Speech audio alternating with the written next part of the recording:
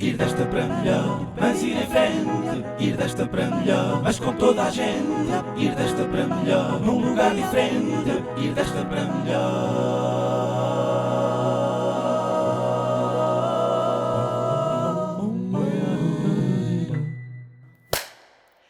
Se eu estiver a falar muito alto, faz-me um sinal, será, Arthur? Isto faz um bocado. Eu às vezes falo um bocado alto, tipo, faz-me assim. Faz-me assim, que é para eu ver, assim de lado. Pronto, olha, tu és o Manel Moreira, estou muito contente que estejas aqui, porque como te disse há pouco, estás a preencher a cota de homem gay. É só isso, não é? That's what I'm here for. Não, porque como todos os outros convidados, estou sempre a dizer isto, mas acho que é importante. São pessoas que eu admiro e com quem aprendo e que me inspiram e que eu quero que mais pessoas vos ouçam. Portanto, basicamente é isto. Bem-vindo ao Desta para Melhor. Obrigado. Estás contente de estar aqui? Estou, com certeza. Não tenho muitas oportunidades para conversar contigo, encontramos sempre de passagem. Pronto, cá estamos agora, com toda a calma. É importante.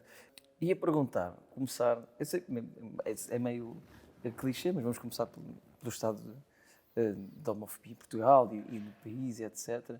E das masculinidades. Eu, acima de tudo, e já tivemos uma conversa fixe numa revista, foi para a GQ, e falámos sobre isso. Acho que é uma conversa que se tem pouco, não só com homem homossexual, mas homem heterossexual. Acho que é importante falarmos cada vez mais de masculinidades. E até posso começar por aqui e por aquilo que eu estava a dizer há bocado, que me fez rir muito quando ouvi um podcast teu, que era uma coisa que eu nem tinha percebido. Nestas coisas das masculinidades e de comportamentos que nós temos, que tu disseste que é, já repararam que os homens heterossexuais, quando estão a cantar os parabéns, ficam muito mais brutos, porque é uma canção doce. É e de carinho. Eu ri-me tanto, nunca tinha pensado nisso, mas é verdade. Eu acho que quando eu disse isso, eu tinha visto há pouco tempo um Insta Story de alguém, ou uma coisa que era um aniversário onde estavam muitos homens, ou só homens. Sim. E, de facto, os parabéns a você é aquela música que sai sempre ao desafinado ou coisa, mas que as pessoas até, pronto, fazemos piada disso. Mas quando são só homens é sempre uma coisa completamente diferente. Porque é uma música, de facto, muito doce e com uma letra ligeiramente infantil, não é? Parabéns a você nesta data querida. E há uma tendência quase imediata que acontece quase sempre quando são só homens, que é uma coisa de brutalizar essa canção. E já nem me lembrava de ter falado disso, mas é de facto um bom exemplo de como os homens muitas vezes sentem essa necessidade instintiva, mesmo que não estejam conscientemente a pensar nisso, de brutalizar certas coisas que às vezes podem ser só doces. Sim, sim. E isto não quer dizer que todos os homens que fazem isso sejam homens que depois no dia-a-dia tenham uma visão brutalista das coisas, claro, mas é esses problemas que eu mas por isso é que é um bom exemplo, porque é uma coisa que não tem muita importância, mas que é um momento de partilha e de amizade e de amor em que os homens não se permitem ser realmente doces, principalmente se forem muito novos, se forem muito jovens. Há uma coisa, aquela coisa de brutalhar, canta parece uma claque, e abraçam-se assim, mas sempre com os braços muito quadrados, muito carregados. Com muita força no pescoço do gajo que faz como aquela coisa aquele gesto que nós temos de apertar as mãos, que hoje em dia apertamos menos por causa do Covid, mas apertamos. Há muitos homens que têm aquela coisa de apertar com demasiada força. E sabes, não devia ser crime, quando magoa. Quando é óbvio, alguns de nós têm pulsos mais fracos, outros mais fortes naturalmente e tal, mas quando é óbvio que aquela força está a ser propositadamente exagerada, para marcar uma posição, não é? Todos esses pequenos gestos são frutos já te aconteceu de certeza. Como é que reagiste? Ignoras ou não? Mas por dentro, se calhar, ficas a pensar, para quê? Sim, para quê? Eu antigamente, como ainda tinha mais este complexo de, dentro deste sistema, eu ser dos mais fracos, não é? Eu ser dos mais fraquinhos, também, porque eu próprio era vítima desse complexo, não éramos todos. Sim. Pessoas heteros, pessoas gays, pessoas cis, pessoas trans, toda a gente, a certa altura, já foi vítima desses complexos, não é? Pronto, pensava, é assim, este gajo, porque é que este gajo me está a partir os ossos da mão? E hoje em dia, se calhar, já digo, tipo, calma. Olha, partir os meus ossos não justifica. Só para mostrar que és muito macho. Tipo, já vi que és muito macho. Já percebi, ainda bem. Ver como é que cantas, vale? Até gosto. mas não me parta dos ossos da mão. Achas que acho que sim, digo eu. Portugal ainda é muito machista, ainda se vive muito esta masculinidade que agora se diz de uma forma um bocado mais eufemística, ou será mais correta, que é masculinidade hegemónica, hegemónica, sim, mais conhecida como tóxica. Acho que esta é uma conversa que tem sido um bocado recorrente, não é? Porque estamos numa altura de revolucionar muitas coisas e, portanto, para algumas pessoas, se calhar é uma conversa que já é um bocadinho cansativa. Só que, como dizia bem, eu acho que é uma conversa que o mais importante da conversa, a gênese da conversa, ainda não está realmente muito interiorizada nas pessoas. Porque são mudanças que demoram muito tempo a acontecer. Demoram muito tempo até que o fruto seja, de facto, uma coisa orgânica e que as pessoas se vejam, de facto, livres dessa toxicidade. Porque quando se fala de masculinidade tóxica, pelo menos as pessoas com bom senso, quando falam de masculinidade tóxica, não estão a amaldiçoar a masculinidade em si.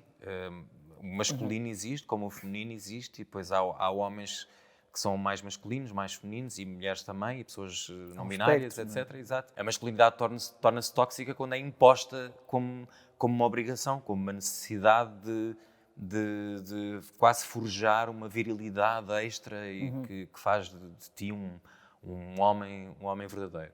E quantas vezes forem preciso nós repetirmos essa conversa entre amigos, na televisão, nas nossas pequenas plataformas, no local de trabalho, é às vezes que vamos ter que ter. Pois, acho que é um bocado isso.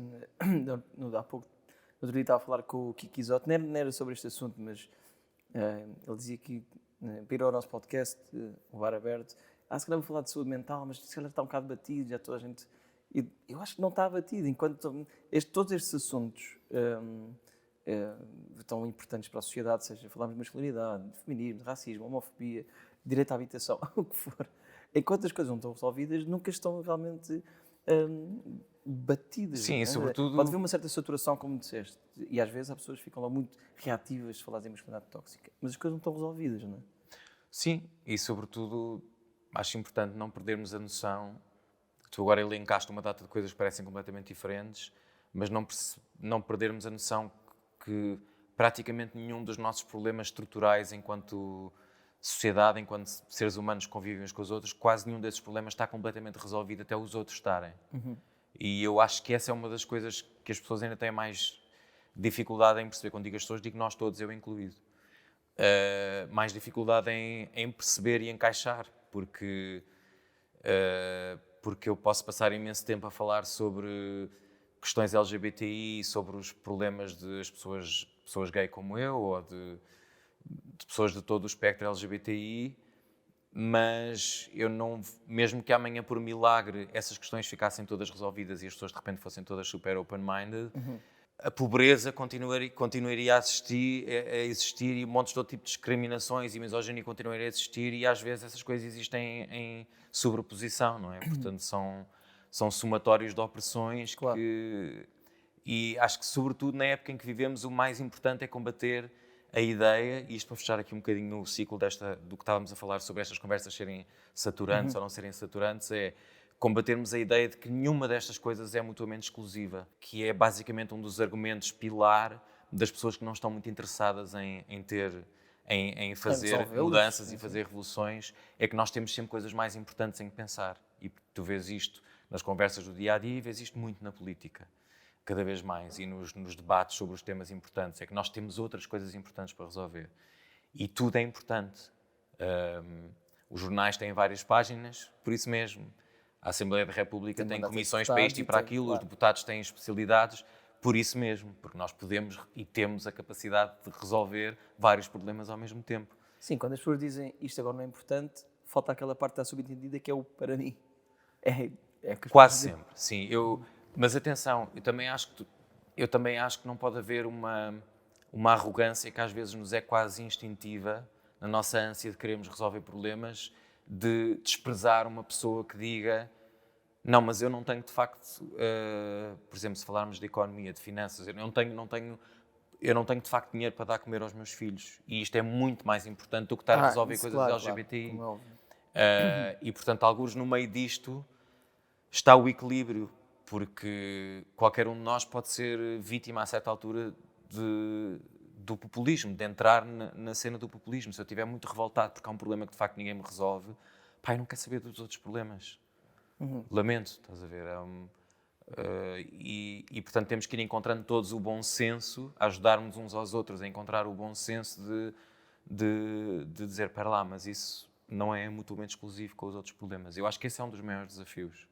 E essa é uma das coisas que nós mais vamos ter que exigir no debate político, que em grande parte do mundo já está muito mais sujo do que em Portugal e alguns outros países assim, da Europa Ocidental, e que ainda são assim meios, apesar de tudo, meios paradisíacos em termos de debate político, mas que já está a ficar muito sujo e, portanto, também aqui vamos ter que ter essa luta. Não deixar que o populismo vença nesse sentido.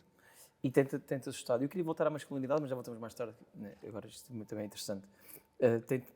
Tenta assustar o populismo e a facilidade com que partidos democráticos caem noutros países concedem, e meios de comunicação, por exemplo, a facilidade com que alguns meios de comunicação concedem espaço à extrema-direita, e agora lembro para tentar ser um bocado mais específico, às vezes perco nas perguntas, mas, por exemplo, há dias o Observador publicou um artigo, uma crónica, para além do que já publica normalmente dos cronistas, e o Observador tem excelentes jornalistas, mas aquela secção de crónicas é tipo pior que a Fox News, e publicou um mesmo digno de Fox News, chamava-se A Grande Substituição, que é esta teoria nazi racista, que sim, usada pelo Hitler e depois mais ou menos recondicionada, continua a ser usada na América, utilizada em França, na islamofobia, etc. E que está na origem de ataques terroristas nos Estados Unidos, nomeadamente o homicida de Buffalo, como é que se diz. E isto passa, estas coisas na comunicação passam assim como mainstream, não é? Como as coisas se vão diluindo de fundos do Reddit e dos supremacistas brancos para uma normalidade. Isto preocupa esta normalização de coisas tão... A mim surpreendeu-me um bocado nos últimos 3 ou 4 anos a ingenuidade ou um certo wishful thinking, se calhar, ou por estarmos mal habituados, de muita gente da minha geração que de certa forma achou que isto não ia acontecer ou que não ia acontecer tão rápido em Portugal. Que nós éramos um país tendencialmente à esquerda e tendencialmente moderado e tal, e que estes populismos e que os partidos de extrema-direita nunca na vida, tipo, alguns eu lembro de estar a ter conversas com amigos meus e dizer, pá, o André Ventura tem um lugar agora, mas se calhar daqui a 5 ou 6 anos, longe de saber que íamos ter eleições mais cedo e tal, se calhar até vai ter meia dúzia. Portanto, eu a fazer um cenário que até era bastante melhor do que aquilo que está agora. Eu disse exatamente o mesmo a um amigo. E as pessoas respondiam, não, calma, também não vamos, rir-nos. Isso surpreendeu-me. De resto, agora, se me preocupa, claro que me preocupa. Acho que é o problema da mercantilização do jornalismo está completamente interligado com o crescimento da extrema-direita, e acho que nós todos temos que arranjar formas inteligentes de o combater, porque já percebemos todos que... Eu acho que nós estamos agora todos a entrar numa idade adulta da gestão desta coisa que são as redes sociais e da democratização da comunicação, que é uma coisa que tem coisas boas e coisas más, como sabemos, mas que nós durante 10 anos andámos todos, mesmo aqueles que fingiam que não e que eram mais desligados, mas andávamos todos muito histéricos. Tipo, eu incluído, eu fiz muito parte desse problema, porque sempre, como tenho e continuo a ter esta convicção de que nós devemos defender as causas todas e que devemos estar atentos a tal interseccionalidade que eu falava há bocado, mas às vezes nessa ânsia, e quando tu estás permanentemente ligado e quando estás permanentemente a ver as opiniões de toda a gente sobre tudo, de todos os pais dos teus amigos, de todas as pessoas com quem tu trabalhas, de todas as pessoas que alguma vez tu conheceste na vida, isso é uma coisa que é muito antinatural, porque antes de haverem redes sociais nós não fazíamos isso, porque tu não podias estar em todo lado ao mesmo tempo, nós não sabíamos. E de repente nós obrigámos-nos todos, porque era o que se fazia, que era orgânico quando apareceu o Facebook, era de repente nós sermos amigos de todas essas pessoas, e não é natural nós sermos amigos Claro. dessas pessoas. E nós habituámos-nos durante uma década ou uma década e meia a estarmos sempre todos aos berros uns com os outros e a falar sobre tudo. E acho que agora estamos a entrar, o Facebook está a morrer, que era o sítio que era mais propício a isso, o próprio formato da rede era o mais propício a isso. Às discussões intermináveis, às discussões performáticas, às discussões à berreria constante, e eu acho que nós, ao mesmo tempo que no que diz respeito às redes sociais, estamos a entrar um bocadinho nessa fase adulta, acho eu, de escolhermos também todos um bocadinho mais em que é que investimos o nosso tempo. Eu espero, ou acho que devíamos todos fazer o esforço para que no dia-a-dia, na relação com as nossas famílias, com os nossos colegas de trabalho, com as pessoas que, como nós, têm acesso a lugares em televisão ou na imprensa ou não sei o quê, não nos entregarmos à histeria do eu tenho que falar sobre tudo a quente e é tudo para reagir a quente, porque nós às vezes, quando reagimos a quente e rapidamente a uma coisa, a uma enormidade que foi dita, só estamos a ajudar àquela enormidade. Sim, tipo, nós acabámos todos de criar... Eu sei que eu não tenho uma solução para isto, nem sei se alguém tem, porque também é difícil ficar calado em relação a injustiças, mas nós, tipo, esta semana, ou na semana em que estamos a gravar este programa, que não sei quando é que vai para o ar, mas nós criámos todos uma figura pública de extrema-direita portuguesa, que é o gajo da Prozis. É inevitável. E eu estou a falar agora dele aqui outra vez, estás a ver? Isto é mesmo um ciclo que é difícil de combater, mas que eu quero acreditar que estamos a começar a entrar na idade adulta de saber combater esses fenómenos. Sim, eu percebo, eu também fiz parte do problema e às vezes também reajo quente, mas também noto que eu próprio, dos últimos tempos, tenho mais essa moderação comigo próprio. Não reajo logo, não escrevo logo, não tweet logo. Se ainda valer a pena daqui a 8 horas ou 2 dias. A maior parte, 80%, eu vejo isto da minha experiência dos últimos anos, 80% da merda que nós dizemos, sobretudo online, porque online é que é tudo muito rápido e podemos reagir tudo muito rápido a tudo, 80% das coisas, se tu, quando vais carregar em clicar, se tu resolves esperar e pensar 5 minutos, tu vais desistir de publicar. Pois é. E essa maturidade é essencial ao debate que vai ser preciso fazer nos próximos 10 anos, porque nós estamos a voltar, nós somos uma geração mal habituada, porque crescemos numa época excepcional. É muito excepcional a época em que nós crescemos. As pessoas da minha idade têm 40 anos, portanto a minha adolescência foi nos anos 90, o início da minha vida adulta foi no início dos anos 2000, que foi uma época excepcional de relativa paz no mundo ocidental e de democracias liberais a florescer, ou aparentemente a florescer, e de tudo mais ou menos, digo mais ou menos porque sempre houve imensos problemas, mas de tudo mais ou menos tranquilo e de prosperidade. E a história não tem sido assim, isto foi um período excepcional da história. Sim. E aparentemente nós estamos a entrar num período que vai ser outra vez muito conflituoso e com ameaças de terceiras guerras mundiais e com guerras culturais. Recursos humanos. Guerras culturais fortíssimas, muitas delas provocadas à força, porque na verdade a maior parte das pessoas hoje em dia não estão... Tipo, não odeiam os gays, a maior parte das pessoas não odeiam as pessoas trans, a maior parte das pessoas hoje em dia não são profundamente misóginas, mas há de facto forças políticas a querer comprar à força guerras culturais e às vezes com grande eficácia, sobretudo em países que estão muito mais polarizados, tipo os Estados Unidos e o Brasil. Sim, eu acho, em relação a nós, ao nosso comportamento nas redes sociais, está cheio de razão. Mas há aqui este problema que para mim é da mercantilização do jornalismo, dos meios de comunicação e da maneira como dão palco a uma data de gente que depois muitas vezes provoca dessas reações em nós, ou a maneira como também pegam às vezes uma coisinha de Twitter e fazem logo notícia que depois se expande e depois dão um palco completamente desproporcional ao partido de extrema-direita, porque sabem que isso vai criar reações em nós e que vai, etc. Como é que há determinados comentadores como o José Miguel Júdice, sei lá, há uma data de coisas que continuam a florescer, que não depende de nós nos moderarmos e nós crescermos, nós indivíduos nas redes sociais. Depende eventualmente de exigirmos aos partidos em quem votamos que tentem que, sei lá, entidades reguladoras de comunicação social às vezes tenham mais brio antes de entrar em certos sensacionalismos, que de facto, tudo isto são terrenos muito pantanosos, porque eu não sei, honestamente não sei como é que tu proíbes um observador, nem eu acho que se deva proibir um observador de publicar. Há fronteiras, de facto, há linhas vermelhas, mas eu não sei como é que se faz isso. Nem porque, eu de facto, não faço aquele otário que falou, que de repente está a falar sem profundidade nenhuma, porque o artigo dele tem meio dúzia de linhas, mas é só para pôr on top of mind das pessoas a teoria da grande substituição. eu não sei mesmo como é que se controla isso. Eu não sei o que é que eu posso fazer mais além de, no meu pequeno espaço, dizer é isso. Eu também não tenho que aquele soluções, jornal, neste momento, é um projeto proto-fascista e que... Pá, e é o que é. Eu não sei como é que se combate isto. nem Não sei, só sei que em relação às guerras culturais que esse tipo de órgãos de comunicação social querem muito comprar e que nos Estados Unidos estão a conseguir mesmo criar ondas de violência e tudo, sei que nós temos que ir aprimorando o nosso discurso cada vez mais, de forma a ser cada vez mais eficaz, para desmontar as falácias que esses órgãos de comunicação social montam. Claro. Neste momento é a única Que coisa não é que nós fácil, podemos mas sim, fazer. acho que é por aí. Não é nada fácil.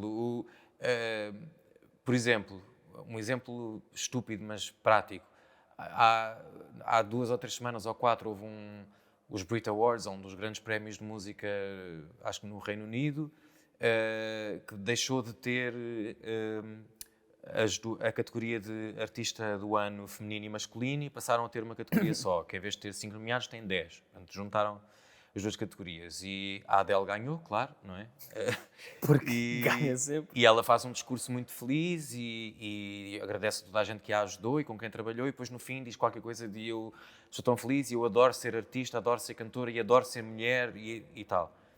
E de repente, 24 horas depois ou 48 horas depois, havia notícias em todo o mundo de como a Adele estava a ser cancelada pela comunidade trans e pelos ativistas LGBTI que estão a acusá-la de transfobia e que ela fez comentários transfóbicos e que estão a cancelá-la e que estão a fazer uma campanha contra ela. E claro que as pessoas veem esta notícia sobre a namoradinha do mundo ocidental, não é? Que é a Adele e que é a cantora mais fofa do mundo.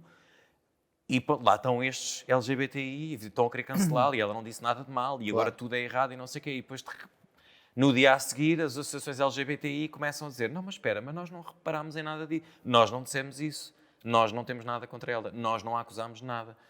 Mas houve alguém Estamos a que fazer começou a buscas, gerar estamos esse a fazer pânico buscas moral. no Twitter com as palavras-chave e não encontramos ninguém a acusar a Adele de ser transfóbica. E de repente, a meia dúzia de horas, tu percebes que a notícia foi criada do zero pela Fox News e já estava a ser replicada por órgãos de comunicação em todo o mundo, incluindo Portugal.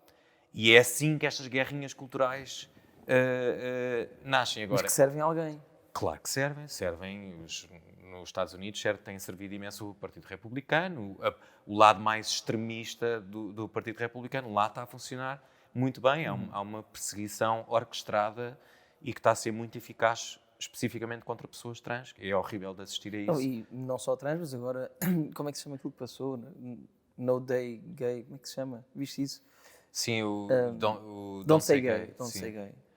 Tudo isso é muito assustador.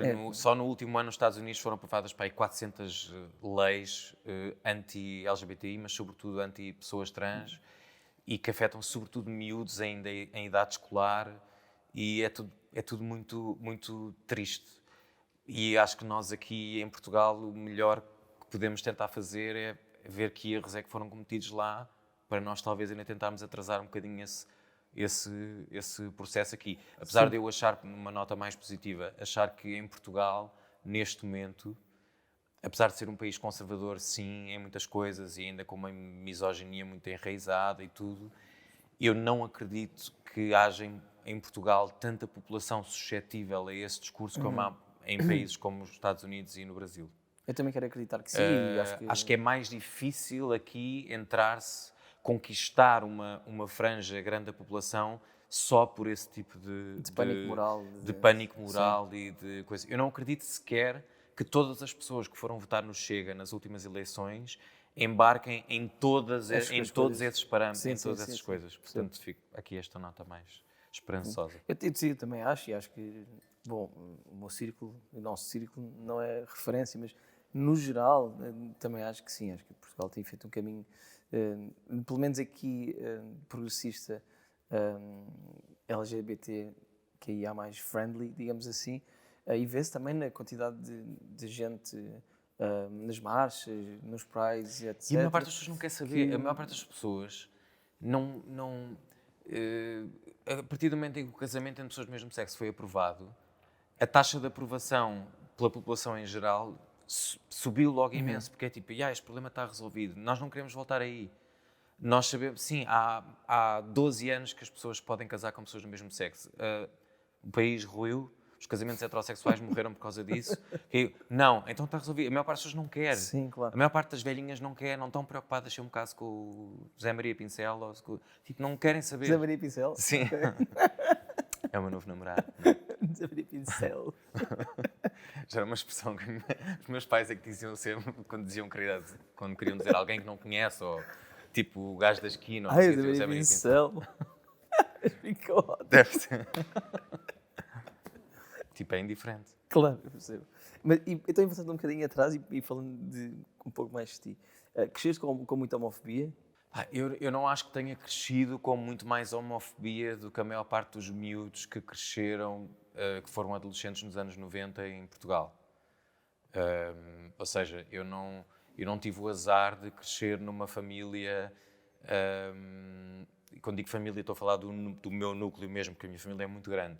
Mas os meus pais tinham algum preconceito que lhes foi incutido pela sua educação, não tiveram a reação mais genial à minha homossexualidade, mas nunca lhes passou pela cabeça, nem nunca me passou pela cabeça a mim que lhes passasse pela cabeça a eles, gostarem menos de mim por causa disso, renegarem-me por causa disso, deixarem de ser carinhosos comigo por causa disso, porque tenho a sorte de ter tido pais que eram mesmo muito, muito carinhosos. Eles já morreram os dois, portanto eu não sei o que é que eles pensariam sobre tudo hoje em dia, sobre todas estas revoluções que estamos a viver, mas sei que tinham ainda uma educação e uma mentalidade um bocadinho fruto da educação que tiveram. De resto, eu acho que, tendo tido a sorte de não ter crescido numa família que me antagonizou muito por causa disso, que algumas pessoas isso aconteceu, eu sofri sim, sobretudo pela total falta de representatividade.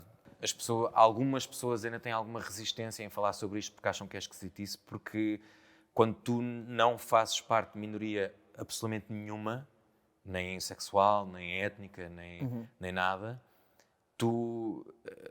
é difícil para as pessoas perceber a falta que isso faz. E às vezes até para pessoas pertencentes a minorias, só quando se veem representadas pela primeira vez de forma digna, é que percebem a falta que isso lhes fez. Sim. E eu cresci a ver séries e telenovelas e coisas portuguesas em que não haviam personagens LGBTI, e quando haviam, eram para ser o comic relief da coisa, sim, claro, para serem de alguma forma ridicularizadas, ou então de vez em quando uma história muito dramática, muito marginal, muito... e portanto é difícil para um jovem que se está a formar e que... Essa identificação é muito importante, não é? Saberes que... Não, é essencial. É essencial. Que és normal, que há mais como gente... Muda vidas. Muda vidas, porque quando tu não te vês... Eu sempre que falamos de representatividade, já não sei se já falei nisto na televisão alguma vez ou não, mas sempre que falamos de representatividade, a primeira coisa que eu me lembro nem é, curiosamente, uma experiência LGBTI. É de uma amiga minha que eu adoro, que foi minha colega de conservatório, Isabel Zoá, que é uma grande atriz e agora também criadora teatral e atriz de cinema, que está a ganhar montes de prémios no Brasil. Foi minha colega da escola e eu lembro-me sempre dela contar que quando era miúda e vivia em Loures, num bairro onde havia muitas crianças negras, como no centro de Lisboa tu quase não vias, não é? Nos anos 90 e início dos anos 2000. Sim. E quando aparecia uma pessoa negra na televisão, e eles estavam todos a brincar na rua, os miúdos, os amigos dela e tudo, alguém vinha a correr e dizia, está um preto na televisão, está um preto na televisão. E iam todos a correr ver e abraçavam-se todos e ficavam a olhar e viam e diziam, Deus queira que lhe corra bem. Fosse o que fosse que a pessoa tivesse a fazer, estar a ser entrevistada no telejornal ou estar a concorrer ao Agora ou Nunca do Jorge Gabriel.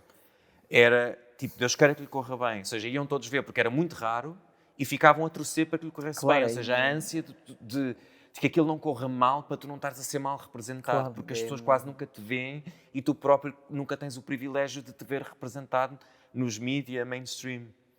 E eu, como miúdo homossexual, sentia exatamente a mesma coisa. E lembras-te da primeira vez que viste? Por acaso? Ou quando... Se calhar não te lembras do momento em concreto, mas alguém... Não, eu lembro-me, era até ao fim da minha adolescência, eu não tenho sequer memória de ter pensado... ok. A primeira vez que eu pensei, ok, é possível eu ter, se calhar, eu ser uma pessoa normal ou ter um namorado e isto ser normal, foi quando eu tive o meu primeiro namorado. Não foi porque alguma coisa externamente de repente me passasse a dizer isto é ok. Eu não pensei sequer que fosse possível, eu tinha Durante uns anos anulei tudo o que era, tudo o que tinha a ver com a minha sexualidade. Houve ali uns anos que eu era quase assexual, não Isso foi uma tinha. maneira de te autoproteger? Foi, sim, instintivamente anulei essa parte da minha personalidade, portanto, de meio da minha adolescência até o início da minha vida adulta foi assim. E depois, de repente, conheci um rapaz e afinal era normal, e eu já tinha 19 anos. E eu acho que a maior parte das pessoas não percebe o quão isto é...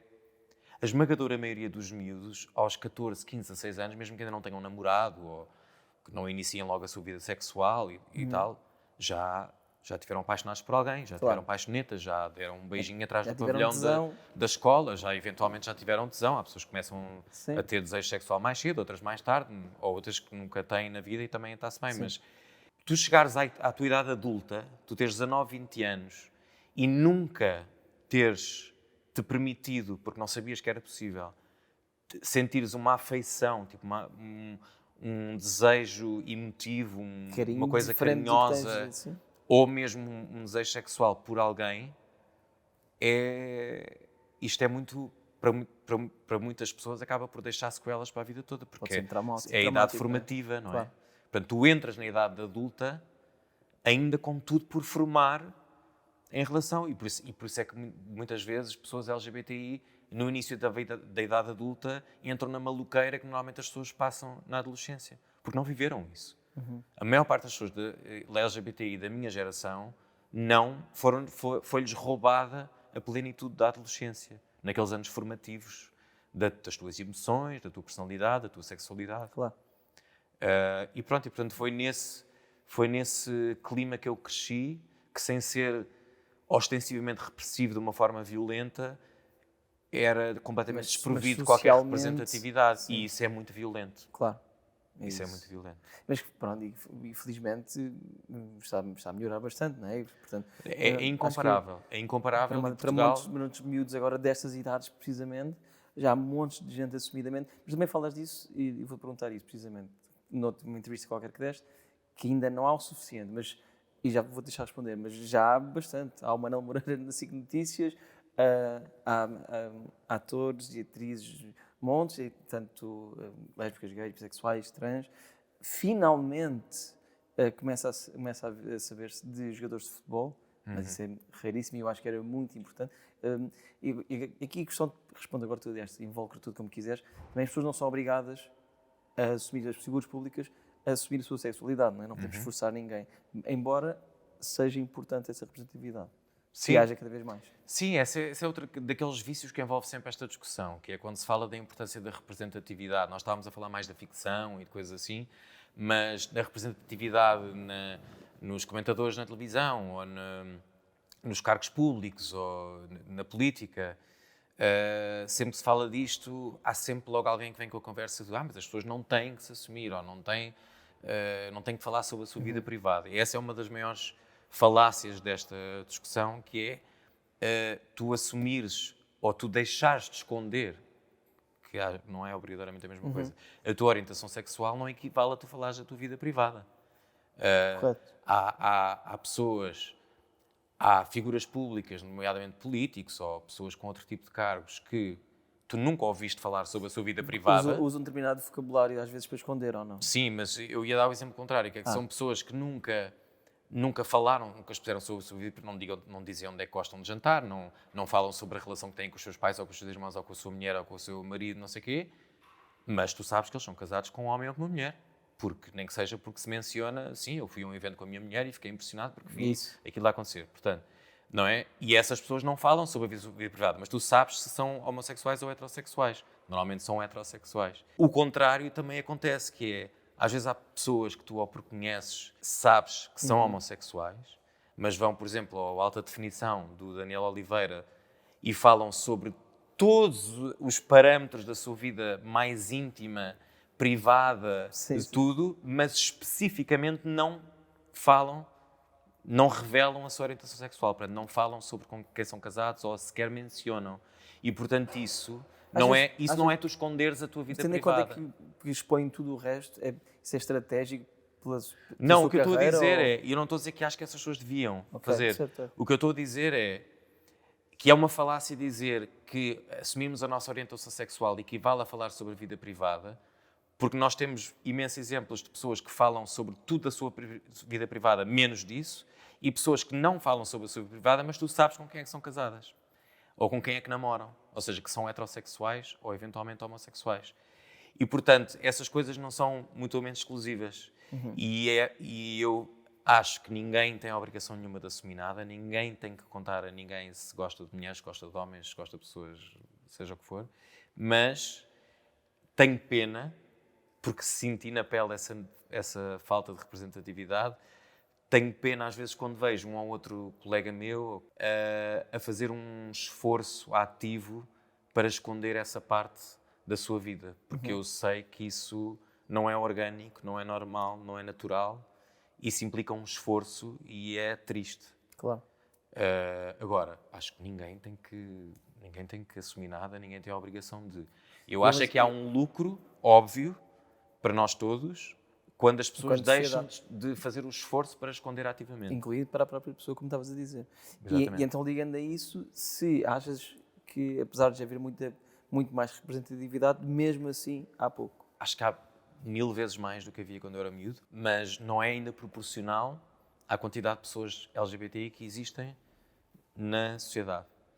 E as diferentes tipos de pessoas LGBT, sim, não é? Portanto, nós já temos uma representatividade considerável de pessoas homossexuais, homens e mulheres, na ficção, por exemplo. Acho que ainda não há, em Portugal, histórias na ficção que contem as vidas de pessoas trans, pessoas não binárias e tudo. Portanto, há sempre esta coisa...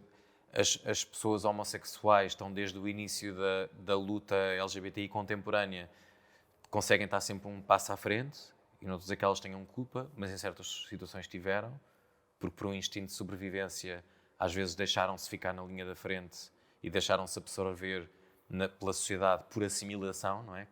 Como do abecedário LGBTI, como as pessoas gays se calhar são as mais normativas, às vezes deixaram-se assimilar um bocadinho por instinto de sobrevivência, não é? Mas não é correto. Aliás, a luta contemporânea pelos direitos LGBTI começou literalmente assim. Os motins de Stonewall é muito importante com as mulheres foram trans literalmente negras. mulheres trans negras. Exatamente. Que começaram a luta, que se recusaram a ser presas e começaram a luta, e de repente as pessoas perceberam, ok, está aqui um movimento, vamos então dar força a este movimento, e literalmente meio dos dias depois o movimento estava apropriado por pessoas cisgénero, portanto pessoas que se identificam com o sexo biológico que lhes foi com o sexo que lhes foi atribuído à nascença.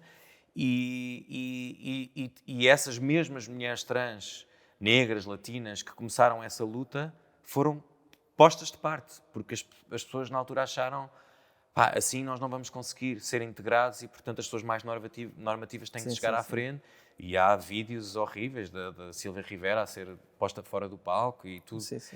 E eu acho que continua a haver muito menos representatividade quanto menor for a tua normatividade, e acho que é isso que temos que combater, porque nós, em termos legais, Portugal é um país muito avançado, devemos congratular-nos por isso, graças ao trabalho de muitos ativistas e de alguns deputados e, sobretudo, deputadas, que lutaram muito para isso. A lei tem sempre coisas a melhorar, mas temos um quadro legal de que devemos estar muito orgulhosos, mesmo.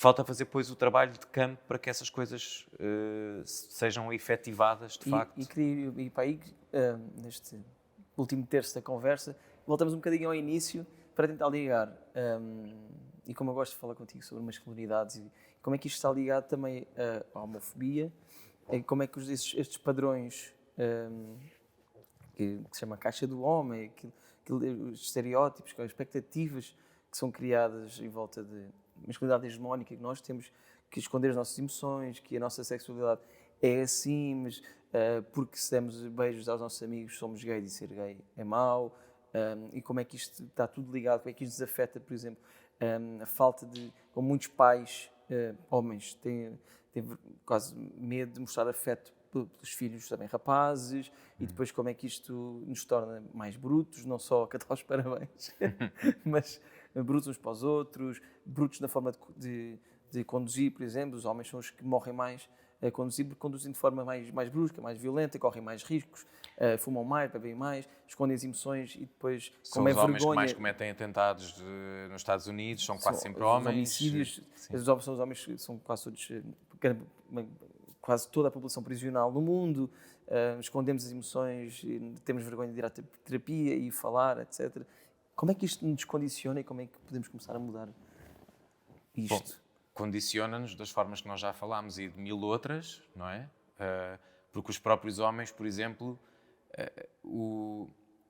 têm coisas tão estúpidas, como por exemplo na roupa, a maneira como nós nos vestimos, a nossa expressão de género, a dos homens é tão condicionada por preconceitos, que eu acho que é um exemplo de como os próprios homens às vezes são vítimas da misoginia e desses preconceitos todos e do facto de terem que ser mais durões e mais masculinos, porque de facto tu queres encontrar uma peça de roupa numa grande marca que tenha uma textura um bocado mais fora ou que tenha um brilho ou que tenha não sei o quê, e é mesmo muito difícil.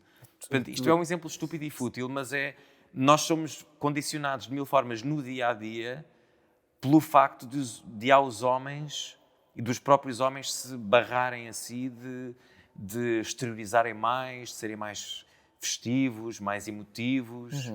Pá, e a vida serve para quê? Se não puderes exteriorizar aquilo que sentes, se te apetecer e quando te apetecer, não é? Sim, quando não nos começámos a ver muito mais enquanto indivíduos e não enquanto pessoas que têm determinados órgãos genitais e, portanto, têm que se comportar de determinada maneira. Sim, agora, como é que isso muda? Muda, é uma coisa geracional estas coisas demoram um tempo a mudar e eu acredito muito, eu acho que a esmagadora maioria das pessoas hoje em dia ensina aos filhos e convive com os filhos de uma forma muito mais livre dessas barreiras todas e eu já vejo muitos... E eu tento sempre ter atenção à minha bolha e de como é que as pessoas que me rodeiam não são, se calhar, representativas do mundo todo e do país todo, mas acho que tenho uma noção que é mais ou menos exata de que os miúdos hoje em dia, os miúdos que agora estão a entrar na pré-adolescência e tal, já estão a anos de luz do que eram as nossas barreiras autoimpostas e impostas pelos pais e pelos primos e pelos tios e pelos avós.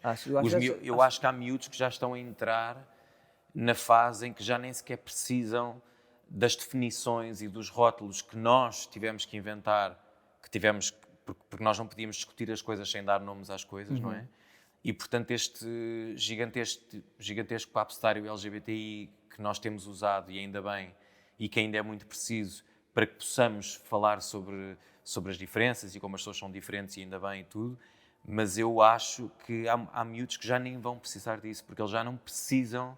já não têm essa necessidade de se atacar a eles próprios e aos outros por pequeninas diferenças. Os miúdos celebram. Eu tenho primos miúdos muito novos que são heterossexuais cisgénero e que estão em discotecas a dar os beijos às miúdas com quem andam e não sei o quê, e estão todos contentes porque o amigo está a dar o beijo ao miúdo com quem anda. Portanto, essa normalização é acho mesmo que há, e acho que isso tem a ver com o facto de assistirem a muito mais filmes onde as coisas são retratadas de uma forma muito mais variada e também porque já foram educados por se calhar, por exemplo, pais, homens que já não tinham tanto pejo em ser emocionais, em falar de forma emocionalmente aberta sobre as coisas. Que os amam, em exprimir as emoções, em chorar à frente deles e mostrar que os homens também choram. Pronto, estas são coisas que demoram a implementar, mas que eu acredito mesmo que a próxima geração já vai ser completamente diferente da nossa. Então, e tu sendo o homem da cultura, a cultura é mesmo muito importante em todo este progresso? Claro que sim, até porque a ficção, a cultura é muitas outras coisas, mas a ficção, que é aquilo que nós assistimos quando começamos a ter interesse por outras histórias, começamos a ver filmes e começamos a ver séries, e que no meu tempo não tinha história nenhuma com que eu me identificasse, e eu lembro-me do excitamento quando eu já adulto, de repente vi o Queer as Folk, ou assim, uma dessas séries em que de repente há cenas de sexo entre homens, como tu sempre viste cenas de sexo entre homens e mulheres. Abriu-me a minha janela para o mundo naquela altura, era só essa. E portanto uma série, ou um filme, ou um livro, ou uma exposição fotográfica pode literalmente salvar uma vida. Tu há pouco recomendaste uma no Instagram, acho eu, que eu até tenho um livro lá em casa, ainda não li, que é o Heartstopper, se não me engano. Não? Sim, o Heartstopper é uma série mainstream, está na Netflix, é uma coisa que é baseada numa banda desenhada, que é uma série que tem a diferença de não ser destas séries que supostamente são sobre miúdos adolescentes, mas que são feitos por atores de 30 e com cenas de sexo hardcore e não sei o quê. Não, é uma série sobre adolescentes, para adolescentes, representada por adolescentes. Portanto, é tudo muito puro e são histórias é uma história de amor muito bonita entre dois rapazes homossexuais. E apesar de ser feito para adolescentes, houve imensas... Isto é sintomático da época em que eu cresci. Houve muita gente, quase todos os homens homossexuais da minha idade, ou alguns até mais velhos, viram a série e choraram baba e ranho. Porque aquilo era o que eu queria ter tido e não tive. Claro. Quem me dera ter assistido àquela série que é tão simples. São só dois miúdos que gostam do outro e começam a namorar. É trazer a normalidade, não é? A mim tinha-me poupado 6 ou 7 anos de sofrimento e de dúvidas e de anulação da minha personalidade. É o quão importante isso é. E és um gajo otimista ou não? Vês as coisas agora passarem-se no mundo? Isto já em jeito de balanço, temos a fechar. Eu estou muito pessimista em relação ao que vai acontecer em termos de política e tudo nos próximos tempos, mesmo que não vamos para uma terceira guerra mundial, como agora já parece um bocadinho mais provável do que no início da guerra da Ucrânia, mas mesmo que isso não aconteça, eu estou pessimista em relação ao que vai acontecer na política e nesta desmoronamento das democracias liberais moderadas e tal. Estou um bocado pessimista, mas estou otimista na vontade em relação à vontade e à disposição das pessoas para lutarem e para saírem à rua e para as pessoas acordarem e para a importância que os miúdos, sobretudo mais novos, dão hoje em dia e que não estão dispostos a abdicar de lutar pelo fim da pobreza, ao mesmo tempo em que não abdicam de lutar pela urgência climática. Exatamente. E pelos direitos das pessoas desfavorecidas e pelos direitos dos LGBTI. Nesse sentido estou bastante otimista. Acho que estou exatamente como tu, pessimista em relação ao mundo. Acho que a humanidade, no geral, consegue ser uma merda, mas ao mesmo tempo há tanta gente boa que se está agora a unir e a dizer exatamente isso. Não, isto não vai passar, nós vamos lutar pelos nossos direitos, pelo planeta viver. E antes de irmos ir aos livros, para acabar, tenho uma pergunta importante, que é: porquê é que não fazem um remake de uma aventura? Já vocês todos com essa idade, mas agora faziam uma cena só. Imagina, onde é que está o Pedro? O que é que o Pedro faz agora? O que é que as gêmeas fazem agora? Os reboots estão tão na moda. Netflix, e até, se estiverem a ver isto. Até a SIC agora tem uma telenovela que cruza novelas antigas. Eu acho que o Pedro e o Chico deviam O pessoal ia-se passar. Deviam aparecer. Sim. Mas eu não sei onde é que andam as gêmeas agora. O que é que o Pedro estaria a fazer? Eu gostava de pensar que o Pedro... Diz lá. O Pedro se assumiu Yes. E que é um grande ativista LGBTI. Fogo épico. Mas, ao mesmo tempo, de certeza que ele é também CEO de uma grande empresa tecnológica, porque ele era muito nerd. Não sei, mas talvez isso seja um estereótipo. Mas, calhar, ele também estava a anular uma parte da personalidade dele na altura e depois... Sim. Eu acho que ele se assumiu como um ativista LGBTI e continua muito amigo do Chico, que também era o Chico era um tipo que representava um bocado essa masculinidade tóxica, da dureza e do coisa, mas depois tinha muito bom fundo. E juntou-se aquele grupo de 5 amigos completamente improvável. Portanto, essa história, nesse sentido, é bonita, porque são 5 pessoas que não têm nada a ver e depois se juntam. E eu continuo amigo do Cristóvão até hoje, é um dos meus melhores amigos. Portanto, se calhar vou fazer um brainstorming com ele para um... Eu acho que era épico, fica aqui a ideia. Acho que pelo menos a nossa geração que vos viu ia adorar. Para acabar, preciso que recomendes os livros, não trouxeste, mas podes dar-me sugestões. Não trouxe, porque esqueci, mas olha, eu acho que sobretudo, eu recomendo que além da ficção, as pessoas vão o mais possível para livros com histórias de aprendizagem sobre comunidades que nós não conhecemos, que ainda não compreendemos totalmente, porque lá está, porque se calhar a nossa educação e a nossa experiência não nos levaram para estarmos abertos a pôr-nos nos sapatos dos outros. Eu acho que o melhor exemplo disso, provavelmente, porque também foi um dos últimos que li nesse sentido, foi As Memórias da Plantação da Grada Quilomba. Já falámos aqui no outro episódio, também li e também foi muito importante para o meu caminho de desconstrução enquanto pessoa racista. Não é? Sim, acho que... Esse lado é a empatia que nós precisamos saber, precisamos de conhecer o chegar a Sim, tentar de histórias chegar ao outro. contadas na primeira pessoa, de pessoas que passaram por... ou que têm esta herança da sua família ter vivido esta e aquela discriminação, este e aquele problema social. As recomendações de leitura que eu faço são sempre nesse sentido. Mas se calhar também para recomendar alguma coisa ficcional também, posso recomendar uma história muito triste, mas mesmo muito, muito triste. Vocês vão chorar muito, é duro. Que é o A Little Life, da Anya.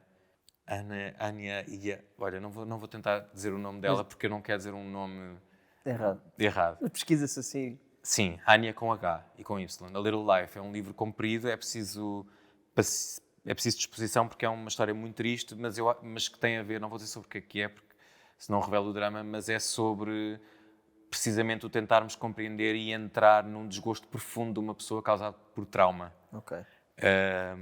E, portanto, se estiverem dispostos a isso, procurem pelo A Little Life. E eu vou recomendar este, para ali, para aquela câmara, que se chama A Revolução do Homem, do Phil Barker. Já li praticamente 2 vezes, a segunda vez agora mais por questões de estudo, mas... e quando li, quando saiu, já foi há poucos anos, portanto o meu processo de desconstrução da minha masculinidade já estava bastante em curso, não foi assim já uma imensa novidade, mas acrescentou-me mais coisas, faz sempre refletir e está separado em vários capítulos. É um homem cisgênero, heterossexual, que também fez este caminho e separa sobre sexualidade, paternidade, violência, saúde mental, uma data de coisas, sobre realmente o que é esta masculinidade e os estereótipos e quanto mal nos fazem e quanto libertador é nas nossas vivências enquanto homens sair destas amarras e podemos ser muito mais o que quisermos e gostarmos de quem quisermos e aprender mais coisas, desde para mim a sexualidade ser um espectro, desde o vestuário, desde a maneira como nos comportamos, etc. Pode ser muito mais saudável. Portanto, recomendo muito este livro. E a pergunta final é, como é que vamos desta para melhor? No sentido otimista e não de morrer. Dançando, eu vou sempre desta para melhor a dançar. É a coisa que eu mais gosto de fazer.